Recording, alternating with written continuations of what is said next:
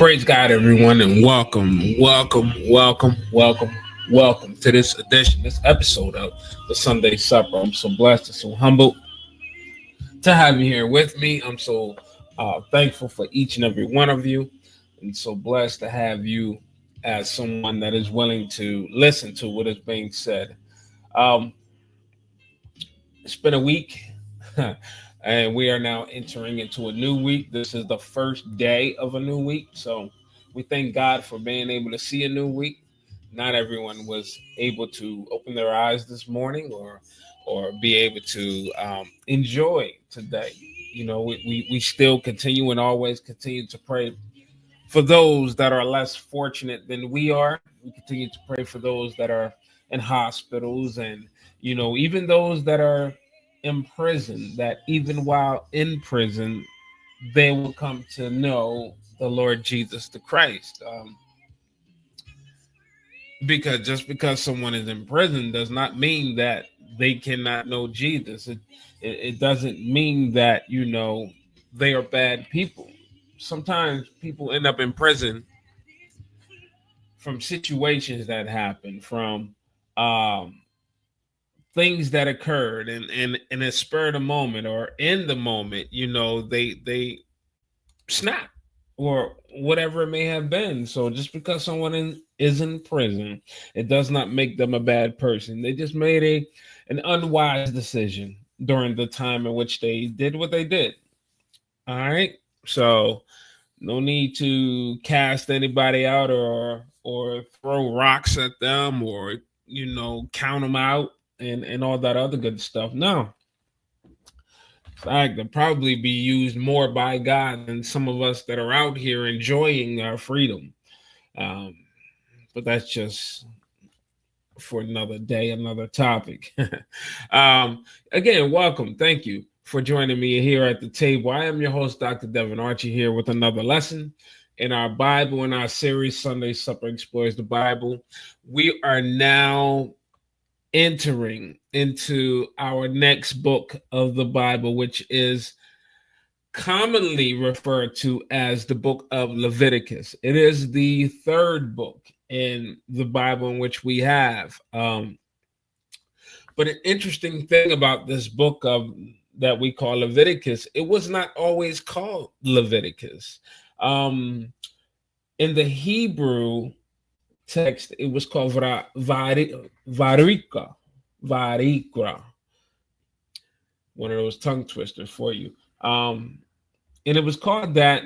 And again, anything in the Hebrew languages will be referred to by Hebrew words because that's the language that it was written in. So what does that mean? That word mean? It means and he called.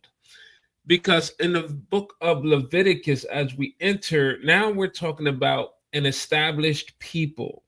God established these people. He redeemed these people. And he gave them instructions on, building the tabernacle, and trying to get them into the land in which he has for them. And he's trying to get them to act right. So now we come to the book of Leviticus, where now God lays the foundation of worship. He lays the foundation of how to fellowship with him through sacrifices. So we're going to talk about sacrificing, and we're going to talk about the priesthood. Because as it was called Varikra first, or it'd be called either Varikra, and then sometimes people would say Warika, or American style Warikra. Different ways of saying it, depending on your dialect. All right, so that's what it was called at first, and then as it became in the Greek Septuagint, there we go. The Greek Septuagint, later became known as the Leviticon. All right, so Leviticon is what it became known as then, and then which refers to that which pertains to the Levites. And then later on, Through the Latin Vulgate, it became known as Leviticus, and through English translation, became known as Leviticus.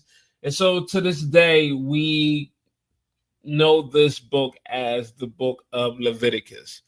So again, this is God's way and God's instructions that he's given to Moses, as what he expects from sacrificing, the sacrifices that people give and offer up to him, and how to fellowship with him through these sacrifices. So we're going to get into this, and many people would say that this is the third book of the law, but this became known as the law of the priest, if you get it, because of the Levite. So it became known as the law of the priest, later on, which we will see. We will begin to see as we get into this book. Are you excited about it? To learn more about this third book. I mean, it's been an awesome time so far, I can tell you that. All right, so let's get into it. So the book of Leviticus, all right, the third book of Moses, as we call it, or the third book of what we would call the law. So the Lord called to Moses and spoke to him from the tent of meeting. In some translations of the Bible, this will say the tabernacle, and that's what the tent, remember, the tabernacle means tent. So this is where he's speaking to them. All right, well, speaking to Moses from. So he says, speak to the children of Israel and tell them, when any one of you offer an offering to the Lord, you shall offer your offering of the livestock from the herd and from the flock. So now he sets order as to where your offering must come from. This isn't, I'm going to go catch a wild animal and I'm going to offer this wild animal to God. No, this is coming from your livestock. This is coming from your herd. Because it would be wrong if you went and you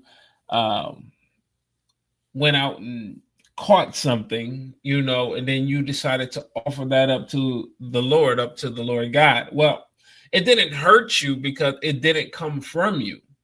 So in order to give something to God, it has to come from you.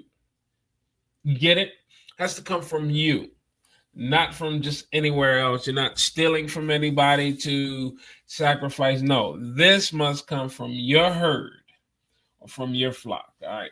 If his offering is a burnt offering, and there are many different offerings we're going to talk about here, so I want you to please take notes if you want, but pay attention to the different notes and how, when you're given with these different offerings, what must happen. So it says, if his offering is a burnt offering from the herd, he shall offer a male without defect.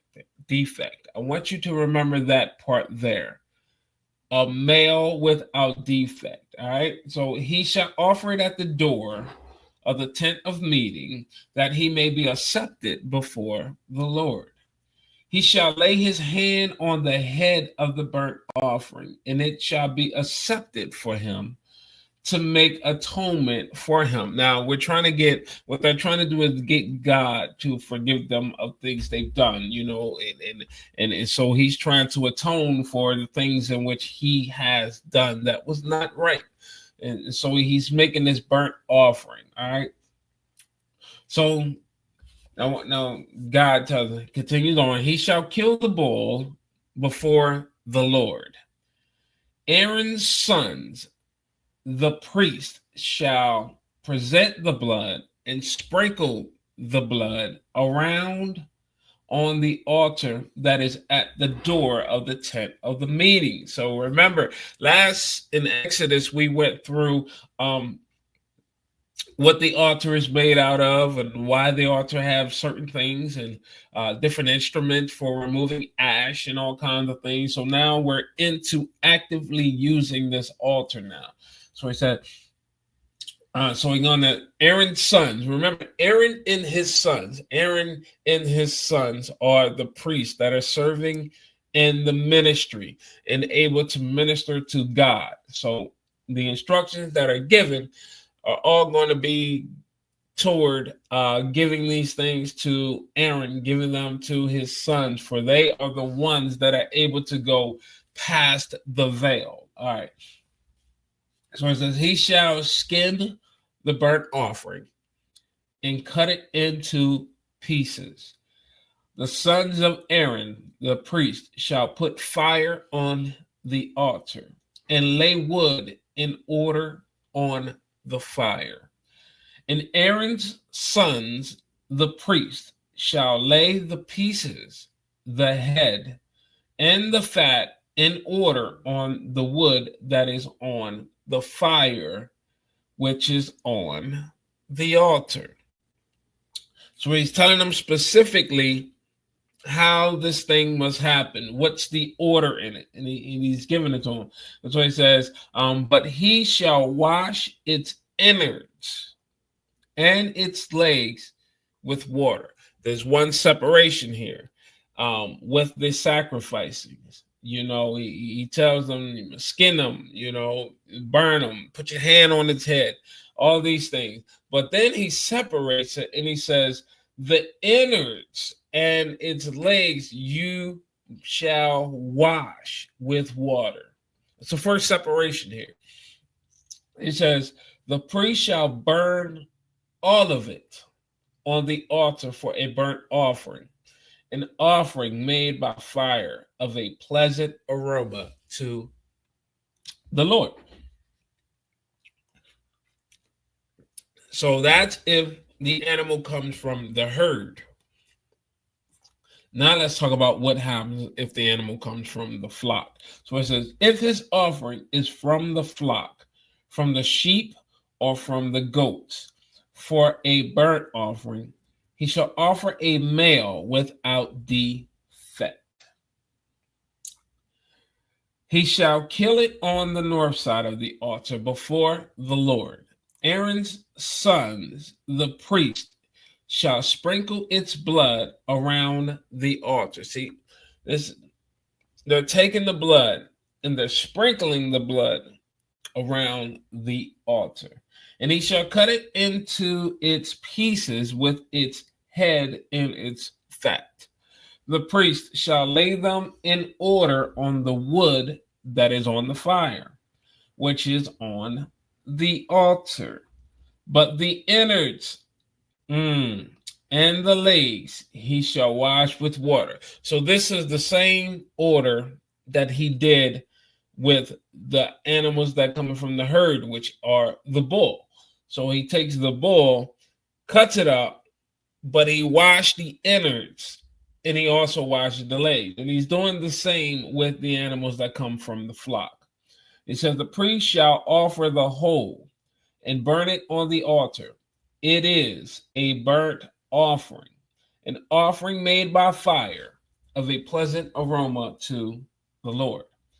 If his offering to the Lord is a burnt offering of birds, now we're getting into birds. So we went from bulls, then we got with God spoke about the goats and the lambs, and now we're talking about birds. So if his offering to the Lord is a burnt offering of birds, then he shall offer his offering from turtle doves or young pigeons, setting the order. What type of bird shall be sacrificed? What type of bird shall you give as an offering? And it's turtle doves or young pigeons. So it says, the priest shall bring it to the altar and wring off its head and burn it on the altar, and its blood shall be drained out on the side of the altar. And he shall take away its crop and its feathers and cast it beside the altar on the east part, in the place of the ashes. He shall tear it by its wings, but shall not divide it apart. So he's going to tear it at the wings, but he's not going to divide this animal apart. So that's specific there. That is something that must happen.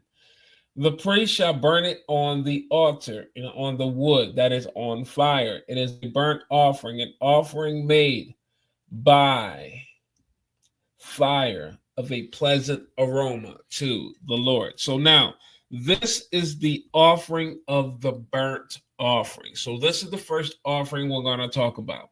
So the first offering that we're speaking of is the offering of these animals, right? So we have these animals that God has set to be sacrificed. It's not every animal. It's not you're going to bring an elephant or bring a lion or this or that before me to be offered. No, it's very specific in what he wants offered, and it's not everything. So the first burnt offering we dealt with had to do with the bull, and then the second one had to do with the goats or the lambs, and then thirdly he dealt with the bird, what kind of bird it must be, a turtle dove or a young pigeon. So when we come before God and we bring this offering, it has to be specific. It just can't be anything. God is not accepting of anything that you're bringing to him just because it's just any old thing. No, he wants what he wants. He's a very intentional God, and he sure enough knows what he wants. And if you do it in the manner in which he has set before you for you to do, then that thing, that offering, the aroma of the offering will be pleasing to God.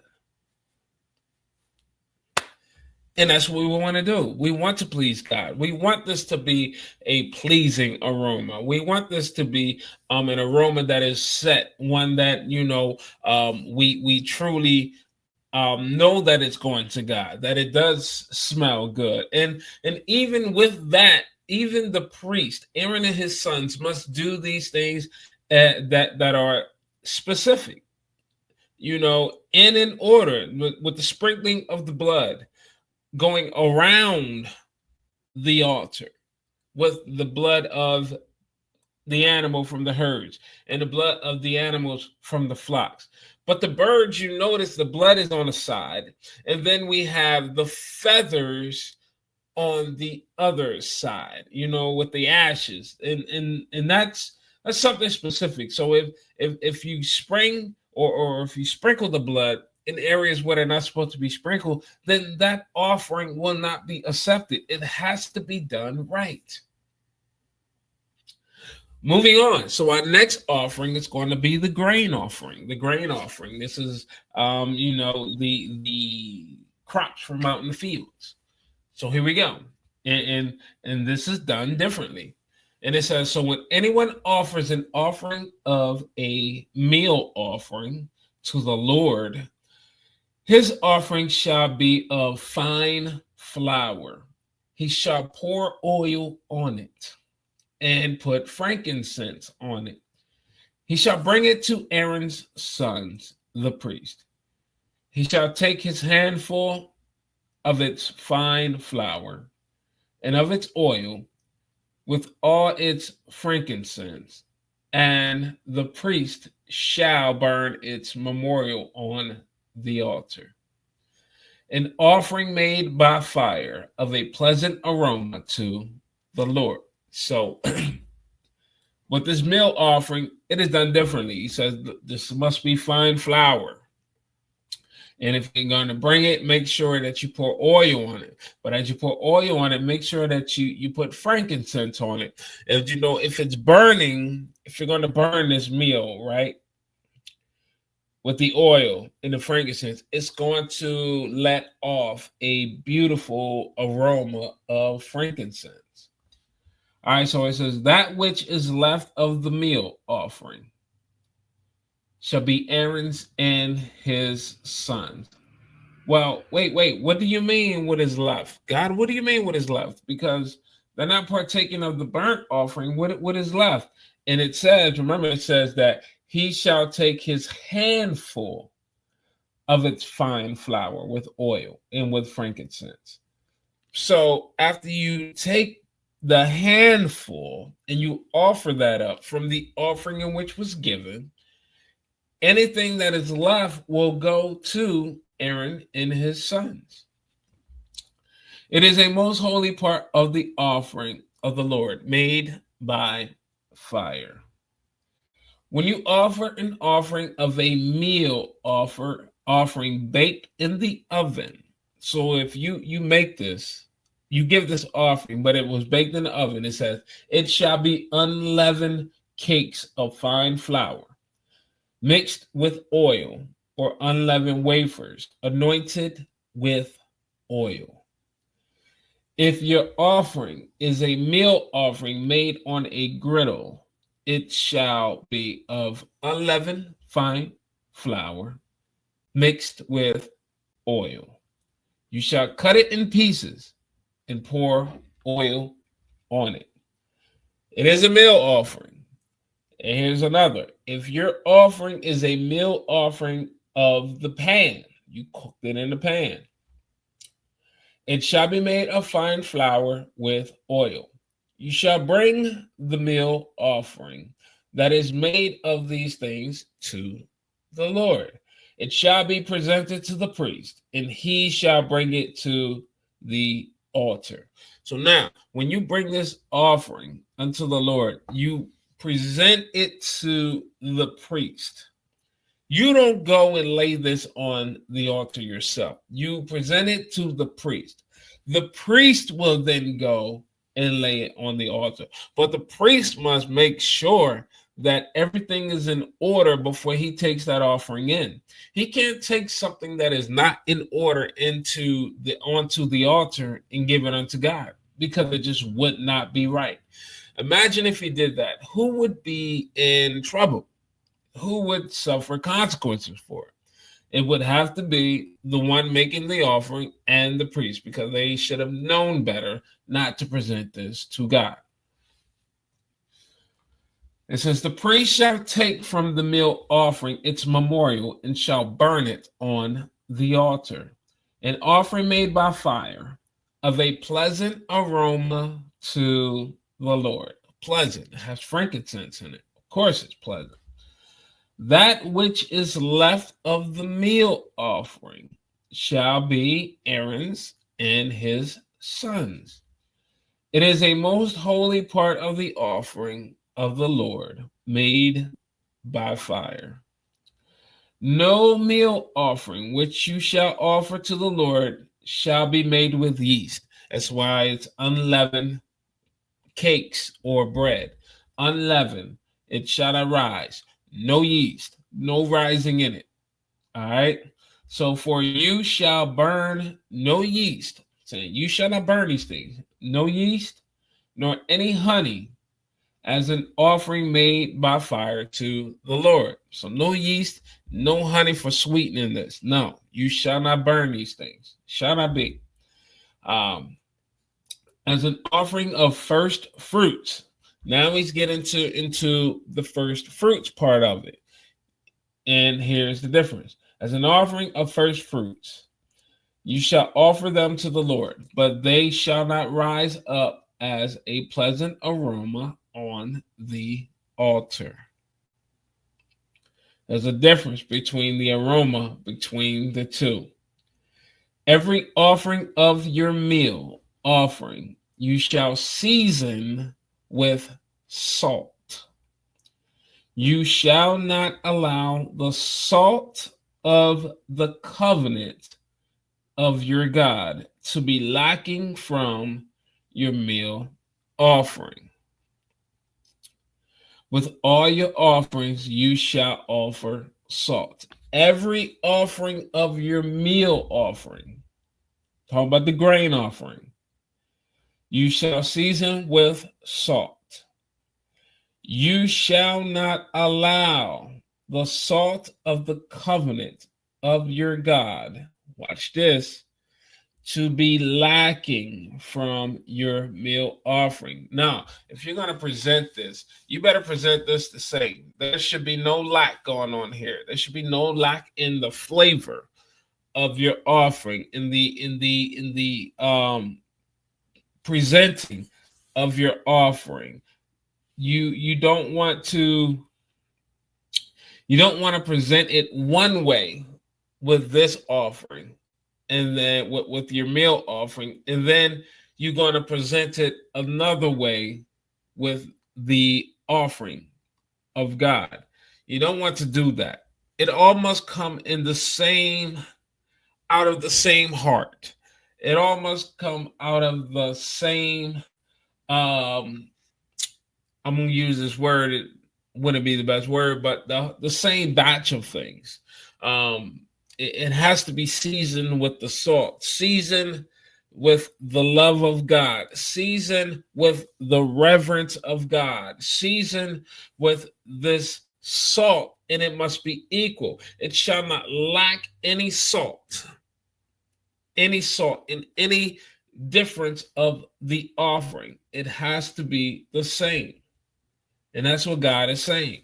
So he says, if you offer a meal offering of the first fruits to the Lord, you shall offer a meal offering of your first fruits, fresh heads of grain, parched with fire and crushed. See the difference. And there's a difference between first fruits and just a meal or grain offering. It is a meal offering or a grain offering. The priest shall burn it as its memorial, part of its crushed grain and part of its oil, with all its frankincense. It is an offering made by fire to the Lord. So when we look at this, and from everything that took place thus far, we can see that it's an offering, all offering, all offering. But because one is one way or one type of animal, and the other offering is another type of animal, talking about the difference between the burnt offering and the grain offering. As you can see, there are two different ways of offering up this offering. It's not the same. This is why when we look at God and how God deals with us in situations, or what is acceptable in situations, it's not God deals with you just one way across the board.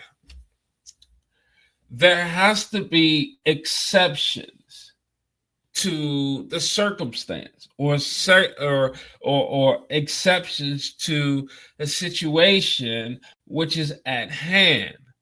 Because now God will say, if you do this, then this happens. If you do that, then that happens.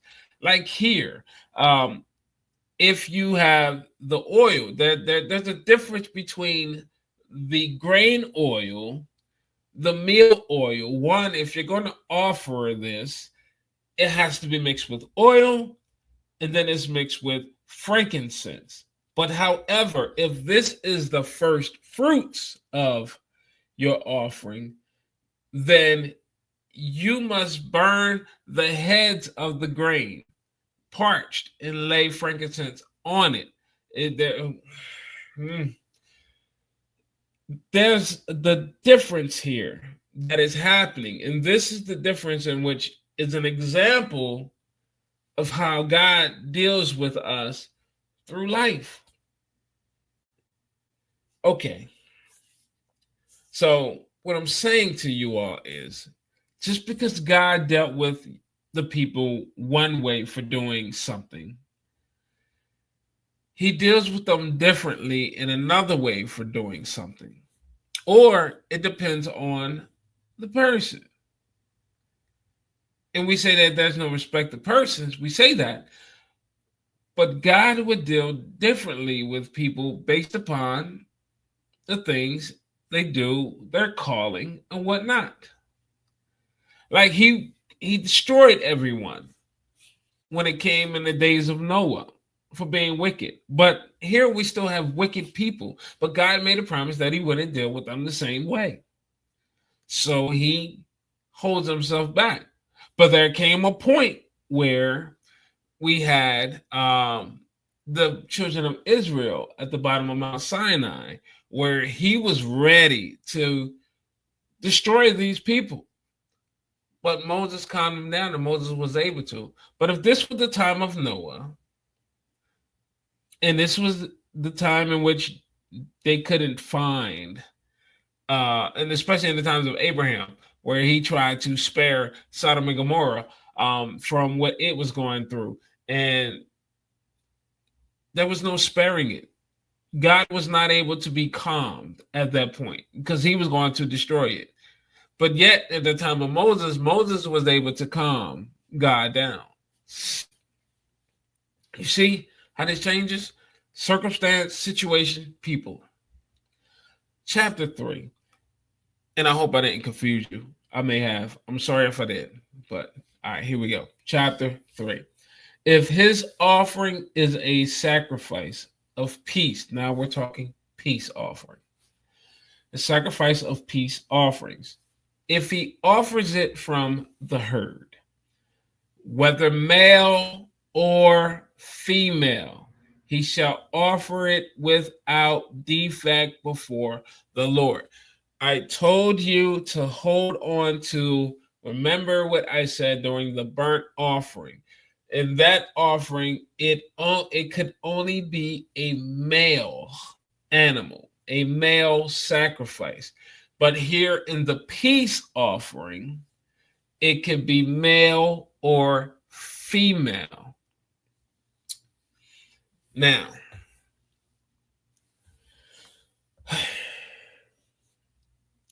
this also reinforces or backs up what I was just saying to you about different circumstance, different situation, different outcome. So he says, he shall offer it without defect before the Lord. He shall lay his hand on the head of his offering and kill it at the door of the tent of meeting. Aaron's sons, the priest, shall sprinkle the blood around on the altar. He shall offer of the sacrifice of peace offerings, an offering made by fire to the Lord, even the fire. The fat that covers the innards and all the fat that is on the innards and the two kidneys. Now we're really going into specifics. In the two kidneys and the fat that is on them, which is by the loins, and cover on the liver with the kidneys, he shall take away. Aaron's son shall burn it on the altar, on the burnt offering, which is on the wood that is on the fire. It is an offering made by fire of a pleasant aroma to the Lord. Now, do you also see another separation here? Because before the innards were washed with the legs, right? But here, they are taken away. The leg, the liver, the cover, the kidneys, the loin, body loin, the fat that is on them, all these things are taken away. Now it says, if his offering for a sacrifice of peace offering to the Lord is from the flock, here we go, either male or female, he shall offer it without defect. Another separation, another difference. If he offers a lamb for his offering, then he shall offer it before the Lord.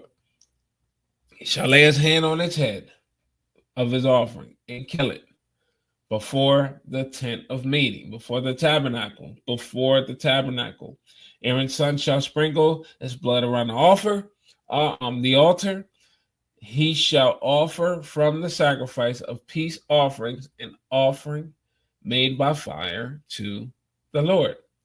Its fat, the entire tail fat, he shall take away close to the backbone, and the fat that covers the entrails, and all the fat that is on the entrails. Now here comes the separation. And the two kidneys and the fat that is on them, which is by the loins, and the cover on the livers and the kidneys, he shall take away.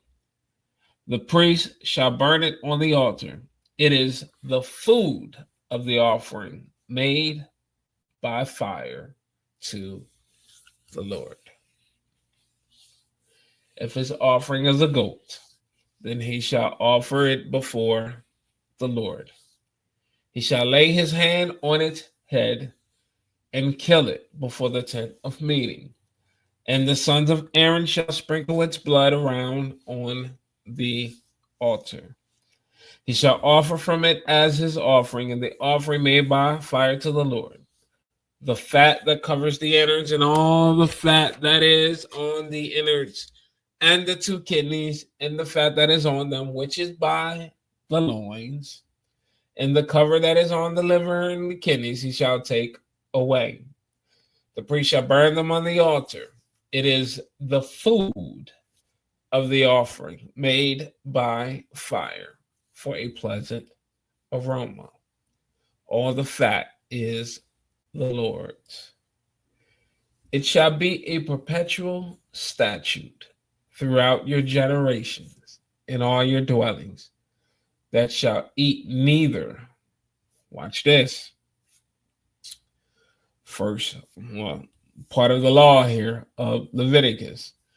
It shall be a perpetual statute throughout your generations in all your dwellings, that you shall eat neither fat nor blood. And we talked about the blood before in the book of Genesis, when we were covering Genesis, about not eating blood, and because that is what we're not supposed to do, because the blood is the life source of the body of that animal. We shall not eat it. God told us not to eat the blood. Well, told them during this time not to eat the blood, not to consume of it.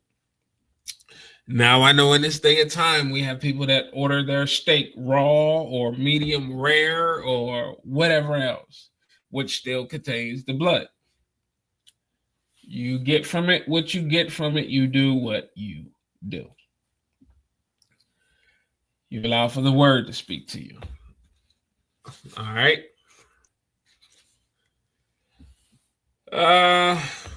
See if we can get through this next chapter. We're on chapter 4 now. So we've had the burnt offering, we've had the meal offering, and we've had the peace offering. Now we're going to talk about a sin offering.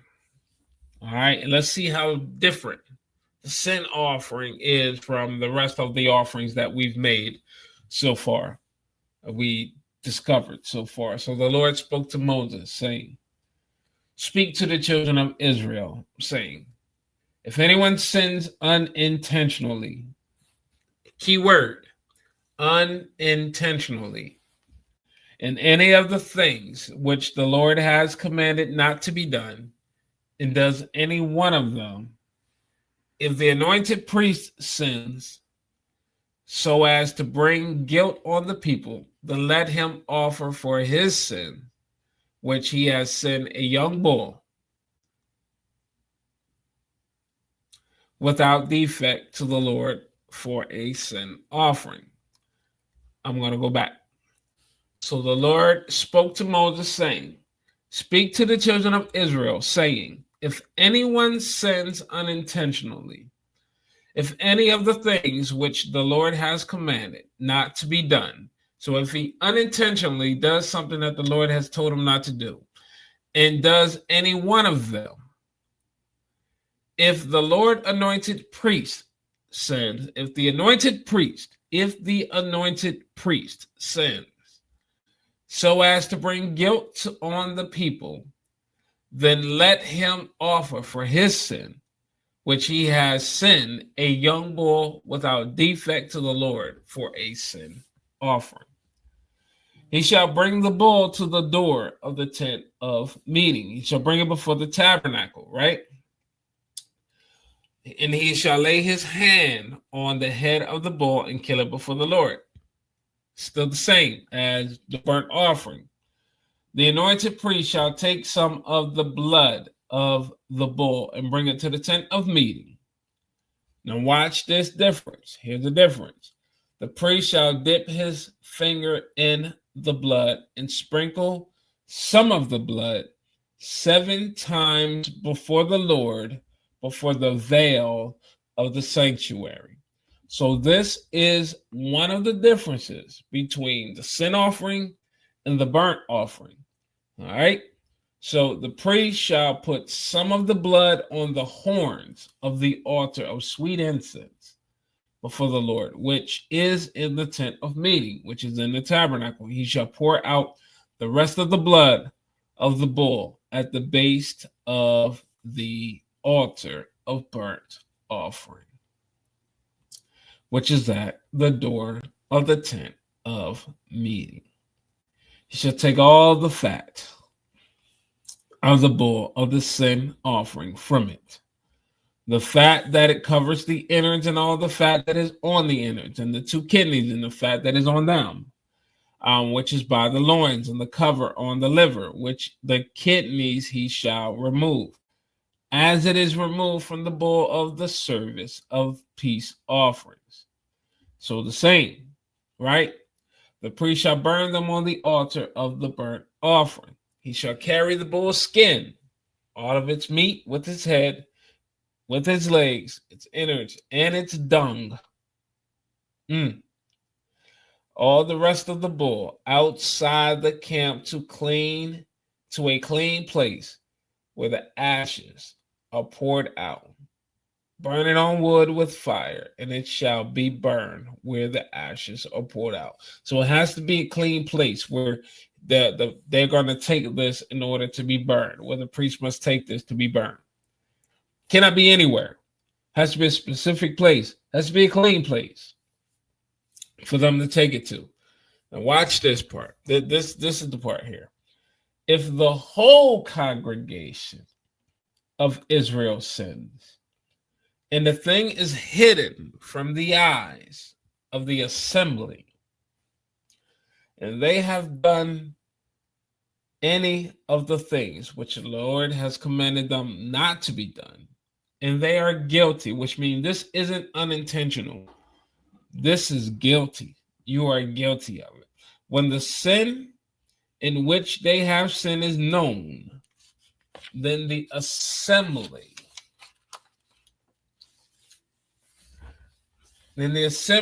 must offer a young bull for a sin offering and bring it before the tent of meeting.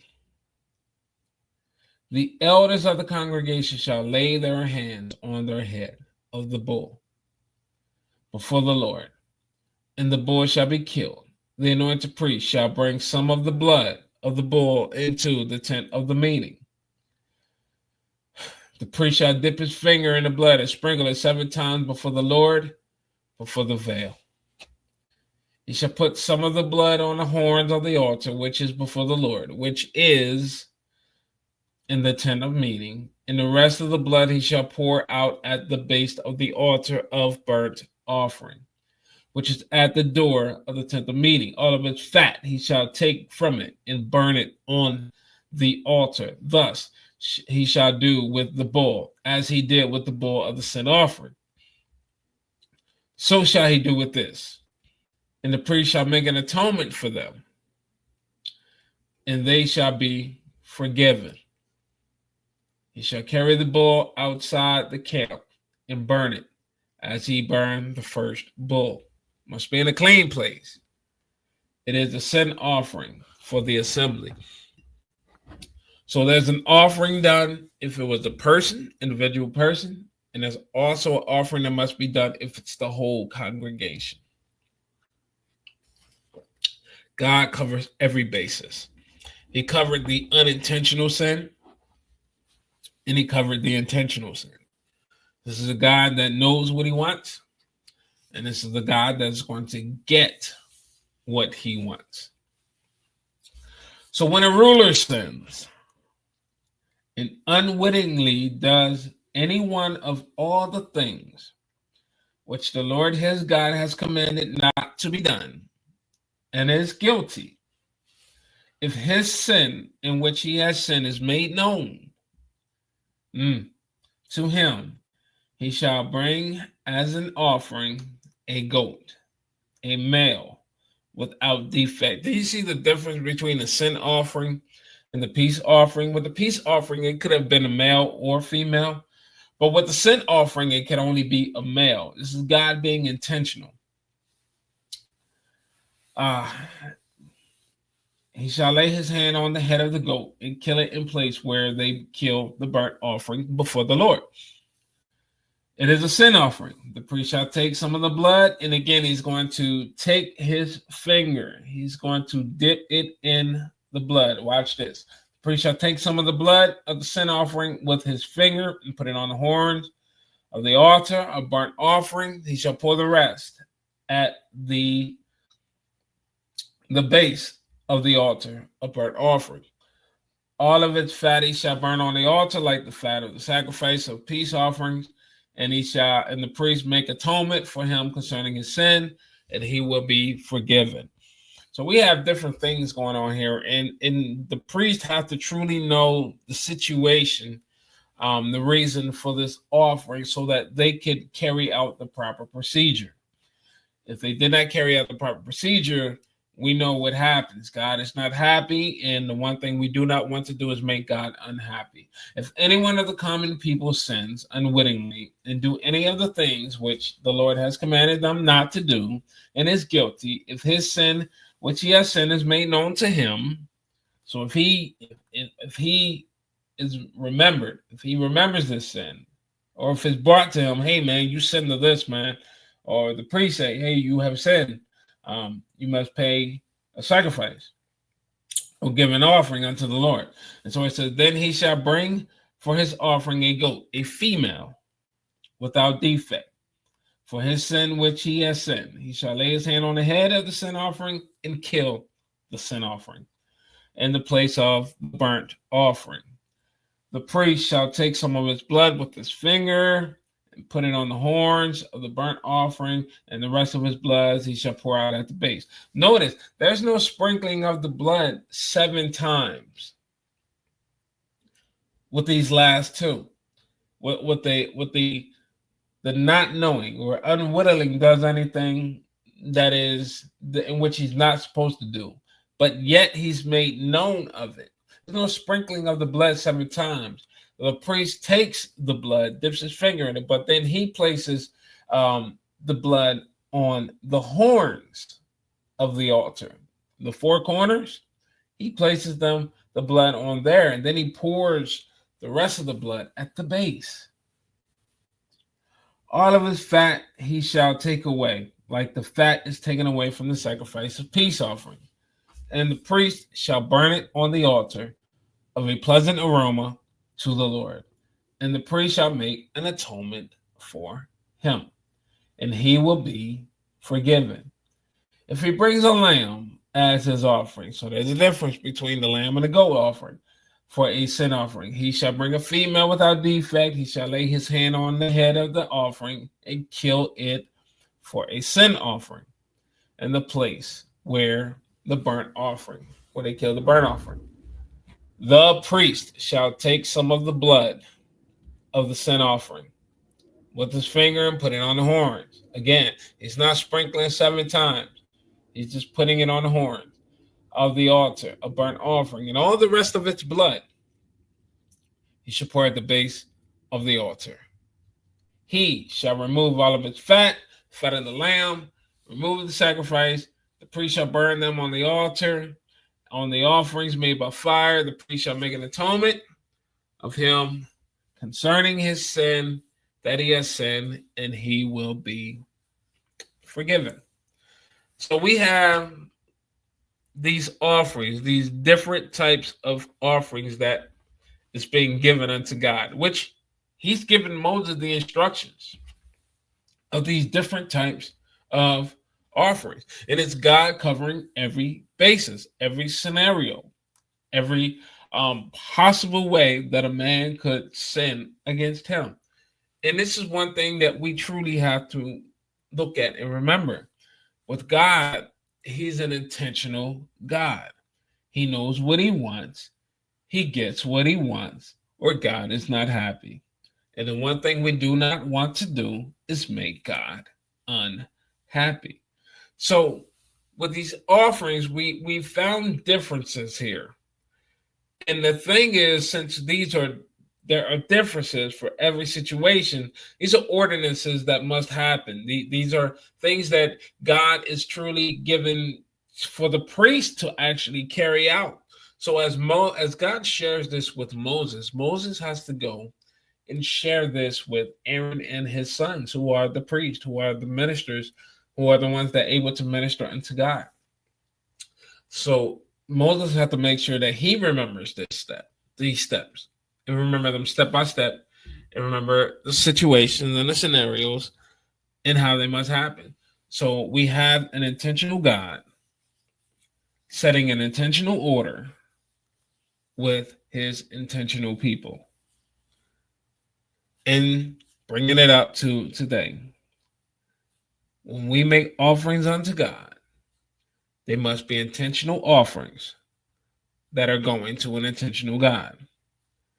Your sacrifice of praise has to be an intentional praise, has to be an intentional worship.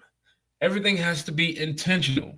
It can't be, I'm going to do this by chance, or I'm just going to do this because, it's something that we must do. It has to be intentional, because God he intentionally sent his son Jesus to be all these offerings that we talked about so far, all these sacrifices. He gave him to be all these things for us, so that we won't have to break animals before the tabernacle or anywhere else to be sacrificed or to be offered up unto the Lord. The sweet aroma of your praise shall go from you to God, from your altar, the altar of your heart, unto God. Be intentional about everything that you do for God. Everything that you do for God should be intentional. It shouldn't be given haphazardly. I'm just doing this, just doing it, just going by the numbers, just going by the routine, just doing whatever. No, God wants you to bring forth your best. That is why he is telling them that whatever the animal is, whatever kind of sacrifice it is, whether it must be a male animal, or it can be a male or female animal, but it has to be without blemish. It has to be without blemish. It has to be perfect. It has to be worth something. And this is what he's calling for us to do today, but not with animals, but with our very lives, with our very praise, with our very worship. Be intentional about what you give, what you offer up to God. That was chapters 1 through 4 of the book of Varikra, or Leviticus, or what we call Leviticus. So that's all I have for you this evening. I thank you so much for tuning in. I thank you so much for tuning in to the Sunday Supper. Without you, I wouldn't have anyone to talk to. But God ordained and made it what it is, so that the right people can be reached at the right time. In this season and time, he's crying out to those who want to know more about his word. And that is why we have Sunday Supper Explores the Bible. I've been your host, Dr. Devin Archie. Thank you so much for tuning in. So remember, here at Sunday Supper, there's always room for you here at the table. Just come have a seat, grab a plate, let's get ready to feast. And then please always remember to live your life on purpose. You're blessed, everyone. Have a great week. Talk to you soon.